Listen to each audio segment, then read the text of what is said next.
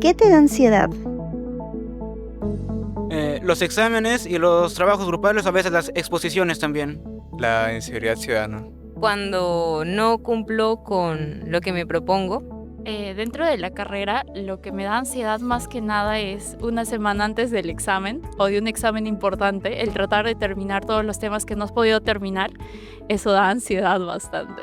Muchas veces, como lo han escuchado, decimos nos sentimos ansiosos cada vez más.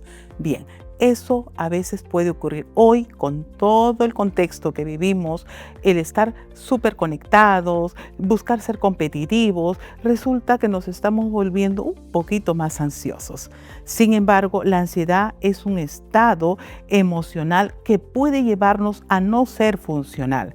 Y para poder hablar más sobre la ansiedad y especialmente cómo ésta se puede convertir en una ansiedad colectiva, tenemos a nuestra especialista en el programa de hoy, la doctora Vanessa Valera, quien nos va a decir la importancia que tiene cuidar la ansiedad y el estilo de vida saludable, cómo puede repercutir en un estado de ansiedad colectivo.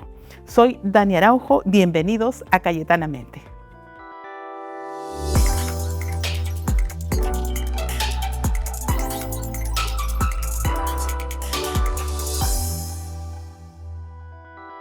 Bienvenida, Vanessa. Es un gusto tenerte en el programa, especialmente porque hoy vamos a tocar un tema que seguramente a todos nos va a interesar saber cómo afrontarlo, ¿no?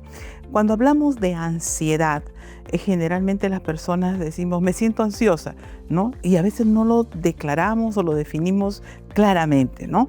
¿Qué está pasando cuando una persona siente que tiene ansiedad? ¿O cómo, a qué se refiere la ansiedad? Bueno, la ansiedad es una emoción totalmente normal que se activa frente a situaciones de peligro, ¿no? O de riesgo de la vida, ¿no? Nos permite tomar decisiones rápidas, nos permite poder, de repente, si algo va a caer encima de nosotros, reaccionar, ¿no? Mientras que eso ocurra frente a un suceso y solamente quede en ese tiempo, es totalmente normal. Como una reacción. Como una reacción, ¿no? Como una reacción al estrés también puede ser, ¿no? Pero ¿qué pasa? Cuando ya se transforma en un trastorno, vamos a decirlo así, donde ya necesito buscar ayuda. Cuando esto aparece sin motivo o dura más allá de lo que debe durar o los síntomas son muy intensos, ¿no? Porque estamos hablando de palpitaciones, sudoración de manos, temblor de cuerpo, ¿no? Angustia a veces. Entonces, cuando esto ya es constante y, por ejemplo, como usted decía, no hay preocupaciones de la vida diaria. Por ejemplo, hay personas que si su hijo se demora 5 minutos en llegar, ya, pensamientos catastróficos, ya lo atropelló el carro, ya lo mataron, o sea, se va a un extremo. Entonces, ahí ya causaría disfuncionalidad y ahí estaríamos hablando quizás ya de un trastorno de ansiedad. Entonces, en este ejemplo justo que señalas, hay un estímulo que lo provoca, ¿no? Porque de repente las personas podríamos tener temblores, de repente agitación, ¿no? Pero no necesariamente eso va a significar la ansiedad. Tiene que haber ese estímulo fóbico, ese estímulo temeroso de que algo va a pasar para que recién nuestra forma de reconducirnos sea de manera ansiosa. Claro, o sea, si es que hay un estímulo y dura en ese tiempo, por ejemplo, hay personas que les da un poco de ansiedad exponer, ¿no? Frente a varias personas. También hay personas que tienen fobias a ciertos, ¿no? elementos, entonces eso ya es uno de los tipos de trastorno de ansiedad. Por lo tanto, estamos hablando de una respuesta ante una situación que la asumimos seguramente amenazante, ¿no? Que se puede dar. Si a una persona se le pregunta, ¿cómo es que se manifiesta tu ansiedad? Seguramente nos dará la misma respuesta o cada uno tiene una forma diferente de poder responder a la ansiedad. Distintas formas. Por ejemplo, puede ser con migraña frente a una situación. Un síntoma, ¿no? Una migraña activa las migrañas. O si sufro de migraña, de pronto me comienza a dar muy seguido, o hormigueos, mareos, vértigo. Cada persona experimenta la ansiedad de una forma muy distinta, pero la gran mayoría es con preocupación. Claro. Siempre algo malo va a pasar, esto no va a salir, siempre es pensamientos rumiantes, como le decimos, porque está ahí dándole vuelta, y anticipatorios catastróficos, ¿no? O sea, que me anticipo y que pienso que todo va a salir negativo. Ya, entonces eso comienza a aparecer en la persona. Nos vamos a anticipar a una situación que no tenemos evidencia de que vaya a ocurrir, entonces comenzamos con esas respuestas, ¿no? Pero también en algunas personas dicen, yo no tengo ningún síntoma, pero lo que sí, cuando estoy temerosa de algo o pienso que algo va a ocurrir, como que me bloqueo, ¿no? Como que me desoriento, ¿no? O sea que hay también una situación cognitiva en quien tiene ansiedad. Sí, también pueden perder en ese momento la capacidad de respuesta, ¿no? Se congelan, ¿no? Y entonces ya no responde frente No a esa responden situación. frente a nada, ¿no? Las personas solemos estar,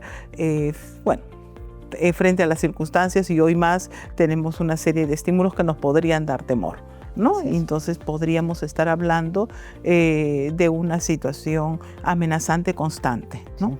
¿Es posible hablar de una ansiedad colectiva? Bueno, actualmente sí, por las situaciones en las que vivimos, ¿no? Ujú. Ya no hay seguridad en la calle, entonces ya uno sale con la predisposición, ¿no? Del estado de alerta. Entonces recordar que estar en un constante estado de alerta va a generar pues un desequilibrio hormonal, ¿no? Y por lo tanto, en algún momento va a desencadenar una ansiedad, ¿no? Y sí es colectiva porque la gran mayoría ya salimos a la calle con miedo, pensando que nos pueden, asaltar o hasta matar, como ha pasado en restaurantes y en cualquier distrito. Realmente ya no estamos libres. Entonces estamos frente a esa situación que hoy se presenta con mayor. Sí. Esta referencia que haces, que de pronto comenzamos a tener cambios hormonales a consecuencia de la ansiedad, va a tener una repercusión en las personas, ¿no? Claro. Y de repente esto estaría orientado a la intervención. Sí, por ejemplo, cuando hablo de hormonal, hablo del cortisol. Entonces, al aumentar aumenta el estado de alerta. Aumenta también la presión sanguínea. Por lo tanto, comenzamos con enfermedades cardiovasculares. No perdemos peso, ganamos peso, dormimos mal, ¿no? Por la ansiedad. Y genera pues todo un círculo vicioso, porque una persona ansiosa, estar así todo el tiempo con esa desesperación, cansa, entra depresión. Otros comienzan a tomar clonazepam, alprazolam, que son los más adictivos, o drogas y alcohol. Y a veces simplemente los toma no necesariamente porque tenga su tratamiento, ¿sí? No, lo toman porque como a la vecina le calmó y a él también, entonces se lo toma. Eso es algo que creo que nos hemos acostumbrado a escucharlo, ¿no? Pero ¿cuán peligroso es esto, Vanessa? Las benzodiazepinas, que así se llaman, el alprazolam y el clonazepam, diazepam también, son muy adictivas, generalmente en personas ansiosas, ¿no? Tienen un efecto muy parecido al alcohol por los receptores donde interaccionan, que es lo GABAérgico.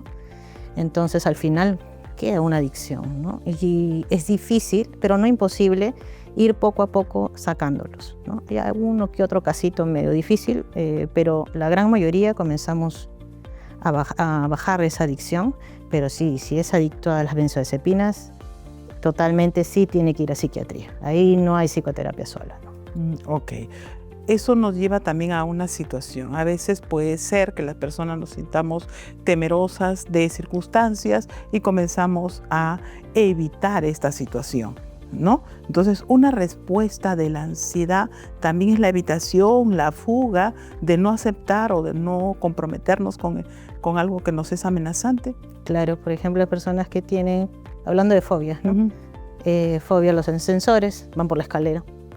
O fobia a hablar en público, prefieren no hacerlo, ¿no? Y la evitación no fortalece, más bien refuerza, ¿no? Claro, la evitación refuerza. Lo ideal es, si sé que hay estas situaciones, buscar ayuda, ¿no? Vanessa, mira, a veces nos es fácil sentirnos ansiosos porque hay una serie de elementos que lo determinan. No todos reaccionamos de la misma manera, pero de alguna forma, algunos estímulos hoy en día nos dan miedo. ¿Cómo manejar esta ansiedad colectiva? A ver, las recomendaciones que se da a una persona muy susceptible, muy sensible, que está con el pico de la ansiedad, ¿no? Que ya tiene un trastorno de ansiedad, en este caso llamamos trastorno de ansiedad generalizada, cuando es crónica ya, sí le solicitamos que eviten ver en redes o en televisión o en radio noticias que puedan exaltar más la ansiedad. Generalmente se les pide que quizás si quieren ver noticias, de repente el domingo, que es el resumen, que al final siempre es lo mismo, todos los días, ¿no? Para evitar, pues, incrementar más la ansiedad en el día, ¿no? Porque ya sabemos que hay peligro en todos lados, o sea, volver a ver lo mismo día tras día tras día no le va a hacer ningún bien. Ok. Esto significaría que sería importante que la persona reconozca, ¿no?, qué situaciones o bajo qué condiciones es más fácil, ¿no?, se siente más ansiedad, como para que tome sus precauciones. En el caso de la televisión y de las noticias, sí, mejor, evitar. ¿Cómo nosotros hoy en día podríamos enfrentar las situaciones viviendo en un contexto que fácilmente nos genera miedo? En el caso de la delincuencia, bueno, tomar las precauciones debidas, ¿no? Evitar, pues, sacar los celulares, las carteras en sitios donde haya, pues, gente, evitar estar solos en calles solitarias, hay que evitar situaciones, ¿no? Porque definitivamente si tú decides salir de la puerta de tu casa para afuera, ya sabes que puede pasar cualquier cosa, ¿no? O sea, cuidar, digamos. Sí, simplemente cuidarnos, ¿no? En una persona ansiosa generalmente sale acompañada. Es un poco difícil que logre salir sola. Entonces sería... Al comienzo del tratamiento sí está bien, hasta que pueda salir sola. Podríamos decir que esos son, digamos, algunas recomendaciones conductuales que podemos hacer, ¿no? Hay un aspecto importante en quienes les es más fácil sentir ansiedad y en otros quienes difícilmente, ¿no? Y es lo relacionado a lo cognitivo, ¿no? Es así, es posible que de repente determinados pensamientos sean mucho más facilitadores de la ansiedad. Sí, así es. Lo que son pensamientos rumiantes negativos, catastróficos, que le llamamos nosotros, que están pensando constantemente en que siempre va a pasar lo peor, ¿no? Este tipo de personas generalmente sí van a ser más sensibles a tener una ansiedad, digamos, más crónica, ¿no? En otros casos, de repente, si tenemos una situación, por ejemplo, en estudiantes universitarios, ¿no? Que ya se viene el examen parcial, que ya se viene la semana de parciales, va a ser normal que ellos tengan ansiedad, pero solo va a durar esas semanas. Y luego... Pero qué importante que señales eso, ¿no? Porque a veces creemos que la ansiedad es así tan general, ¿no? Pero no. Como bien has señalado, a veces hay un evento específico y como que la ansiedad se va desatando por el evento, ¿no? Entonces podríamos hablar ansiedad hacia los exámenes, ¿no? Podríamos hablar ansiedad hacia un proceso de afrontamiento, ¿no? Pero generalmente es una reacción al estrés agudo, ¿no? Entonces, porque en ese momento nada más es agudo, es porque ahí nomás, esos días de semanas, menos de un mes, está ahí y luego ya vuelve toda la calma. Pero a veces esas situaciones que duran una semana o 2 semanas, que son los parciales, pueden activar ya de por sí, si tienes predisposición genética o por herencia, pueden activar una ansiedad. Y que sí se ve bastantes pacientes, por ejemplo, en la universidad, que en el colegio, bueno, no había tanta dificultad, pero que la universidad ya viene, pues, que no es tan fácil, que hay que sacrificarse un poco más, aplicarse un poco más, entonces dispara la ansiedad. Claro.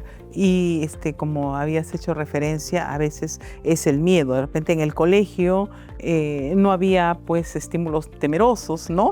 Nos sentíamos seguros, y ahora en la universidad es otro contexto, ¿no? Entonces hay otro riesgo, otro tipo de evaluación, ¿no? En el caso, por ejemplo, de el contexto estudiantil o académico, ¿no? Teniendo en cuenta que así es como se presenta la ansiedad, como una respuesta de miedo ante algo, ante una amenaza, y que va a tener esas respuestas fisiológicas, estas respuestas cognitivas de bloqueo, ¿no? O de pronto me evito enfrentarme. Teniendo en cuenta eso, ¿cómo es que debemos enfrentarlo? O sea, intervenir, ¿no? ¿Qué hacer cuando estamos frente a una ansiedad? Bueno, ahí igual. Siempre empezamos por cambios de estilo de vida saludable. Quien tiene una predisposición para la ansiedad tiene que entender que es diferente al resto. Entonces hay que hacer cosas distintas al resto. Más ejercicio. Eso me gusta, ¿no? Quien tiene una predisposición tiene diferencias y hay que hacer cosas distintas. Tiene que aceptarlas. O sea, generalmente en la ansiedad no hay que pelear con la ansiedad, hay que aceptarla. Entonces la incorporamos. ¿Y qué decimos? Bien, ¿qué hago con mi ansiedad? Bien. ¿Qué me alivia mi ansiedad? Hobbies al aire libre, ejercicios, deporte, ¿no? Puede ser también practicar lo que se llama mindfulness o conciencia plena. Yoga también sirve bastante para la ansiedad. Los deportes que ya lo mencioné. El gimnasio, si le gusta el gimnasio, baile, tocar algún instrumento musical, dormir antes de la medianoche igual, por el cortisol. Una dieta sana, también igual. Y pantallas, eso sí. Lo que es pantallas de noche, evitarlo, ¿no? Porque la luz hace que el cerebro piense que estamos de día. Entonces, en lugar de comenzar a apagarse para dormir, se activa y ahí comienza. Como ya no duermo, viene un pensamiento de mañana, de pasado, del trabajo, del estudio, del hijo y del mercado y del no sé qué, y ya no dormimos. Y nos quedamos nuevamente en esa rumiación, ¿no? De situaciones que nos pueden ser preocupantes, ¿no? Pero señalaste algo y también diferenciado, ¿no? De que tenemos que pensar en qué nos hace bien, ¿no?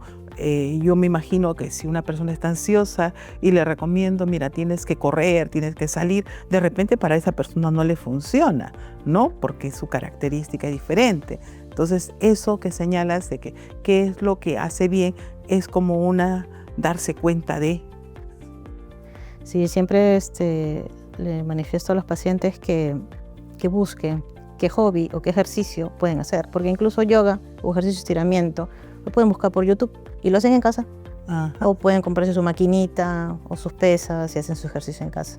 Entonces, teniendo todo en cuenta eso, ¿cuál sería el mensaje que tú dejarías a las personas para evitar esto que nos puede suceder, que es la ansiedad colectiva, para aquellas personas que de pronto son vulnerables, ¿no? Y que pueden controlar su ansiedad? ¿Cuál mensaje le mandaría, Vanessa? Yo les diría que básicamente, si yo reconozco que mi ansiedad persiste a pesar que no hay un estímulo, buscar ayuda. Primero, cambiar mi estilo de vida, porque eso es, yo siempre he dicho, el deporte y los hobbies son la terapia, vamos a decirlo, natural de lo que es depresión y ansiedad. Y mientras voy buscando a un psicoterapeuta, y si veo que ya no puedo ni salir de mi casa, porque hay personas que no salen ni siquiera a la puerta de su casa por la ansiedad que tienen, o si ya mi ansiedad va tan severa que me da ataques de pánico todos los días, entonces ahí sí hay que buscar al psiquiatra, porque ya recordar que la ansiedad también es una enfermedad médica. Así es. Entonces hay que, ¿cómo se llama? Darle la medicación. Entonces la misma persona tiene la oportunidad de poder controlar, ¿no?, esta situación de temor, ¿no? Entonces yo creo que esa es la recomendación, como bien lo dices, una cura natural, ¿no? En donde la persona se va a enfrentar a situaciones de peligro, pero si analiza este temor, este miedo, puede salir adelante. Muchísimas gracias, Vanessa. Yo creo que las recomendaciones que hoy nos brindas van a servir muchísimo para quienes de pronto nos asustamos fácilmente, ¿no? O de repente podemos afrontarlo. Claro. Muchísimas gracias. Bien, les voy a dar un dato importante. No es lo mismo hablar de inteligencia colectiva que de error colectivo. Muchas personas podrían desplazarse y poder expresar habilidades y mejorar cada vez, y otras personas podrían cometer mayores errores dependiendo de cómo comunican la información. Dalton una vez señalaba que si nosotros queremos saber realmente el peso, por ejemplo, de algo, y varios observadores dan una medición y sacamos el promedio de ello, podríamos estar lo más cerca posible al dato real. Sin embargo, esto puede funcionar cuando las mediciones o las apreciaciones son independientes. ¿Qué pasa cuando no lo es así? ¿No? Muchas veces podemos guiarnos de información, de comunicación y hacer que esta comunicación se pueda difundir de una manera que pueda causar un temor, pueda causar una inseguridad en las personas. Es así como puede nacer una situación de ansiedad en donde la mayoría de personas se pueden sentir inseguros por algo y comenzar a tener una ansiedad colectiva. La ansiedad colectiva entonces es cuando nosotros comenzamos a tener situaciones de amenaza frente a hechos que se han ido regando o que se han ido comunicando de manera colectiva y perjudica nuestro estado emocional y por supuesto nuestro bienestar psicológico. Por ello es importante cuidar qué es lo que nosotros asumimos como amenazante para que esto no nos cause ansiedad. Con mucho gusto responder sus preguntas de este bloque. Tengo una primera pregunta que dice, ¿la ansiedad es normal? En realidad, ese término de normalidad hay que tener en cuenta en función a que la respuesta ansiosa, cuándo se presenta y cuánto tiempo dura y cómo esto va a perjudicar a la persona. Se dice que podemos nosotros sentir temor hacia alguna situación que nos parece amenazante y si la resolvemos en un corto tiempo y podemos ser funcionales o comenzar a actuar de una manera continua, entonces es solamente una alerta.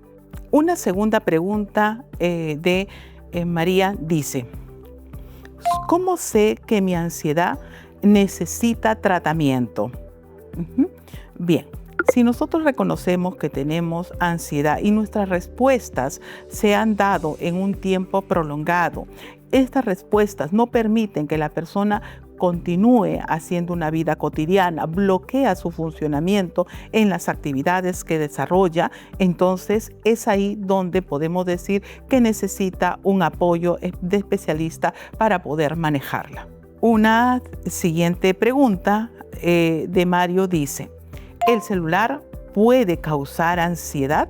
Todo estímulo, como el celular o cualquier elemento de la pantalla o cualquier elemento fuera de este contexto podría causar ansiedad en el sentido si nosotros asumimos ese elemento o ese estímulo como un elemento amenazante y que puede ser peligroso para nosotros. Por ello, se define la ansiedad como la respuesta ante una situación amenazante y perjudica nuestra salud mental. Finalmente, nos dicen, ¿qué diferencia hay entre la ansiedad y el estrés? Esta es una pregunta muy valiosa porque muchas veces lo confundimos, ¿no? Una persona puede tener una sintomatología, un conjunto de respuestas parecidas a una persona ansiosa. La diferencia está que el estrés es una respuesta a una situación que no podemos manejar, que no asumimos como que no podemos afrontar, entonces se activa para dar una respuesta de afronte. Mientras que la ansiedad es una respuesta ante una situación amenazante o que asumimos que es amenazante y que por ello sentimos que esto puede estar por ocurrir. Entonces ahí no nos equivoquemos porque de repente una persona puede tener la misma sintomatología, pero hay que preguntar cuál es el factor desencadenante de ello y diferenciar entre el estrés y la ansiedad. Muchas gracias, siempre queriendo contestar sus preguntas, sus inquietudes y síganos escribiendo para poder complacerlos en ello. Con la doctora Vanessa Valera hemos visto cómo podemos diferenciar una ansiedad de una ansiedad colectiva. Hoy en día es importante tener en cuenta que podemos estar expuestos a situaciones que nos causen ansiedad, situaciones amenazantes, pero lo importante es que tengamos estrategias para poder enfrentarlo. Un estilo de vida saludable ha sido una recomendación muy importante por nuestra especialista del día de hoy. Muchísimas gracias. Síganos viendo por nuestro canal Cayetano.plus y escucharnos por Spotify.